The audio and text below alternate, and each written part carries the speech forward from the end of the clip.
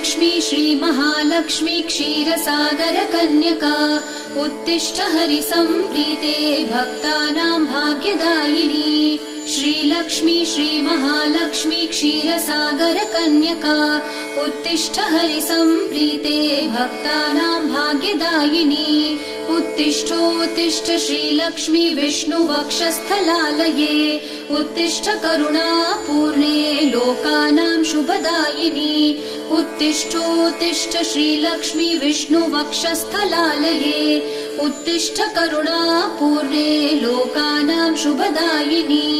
श्रीपद्ममध्यवसिते वरपद्मनेत्रे श्रीपद्महस्तचिरपूजित पद्मपादे श्रीपद्मजातजननी शुभपद्मवक्त्रे श्रीलक्ष्मी भक्तवरदे तव सुप्रभातम्।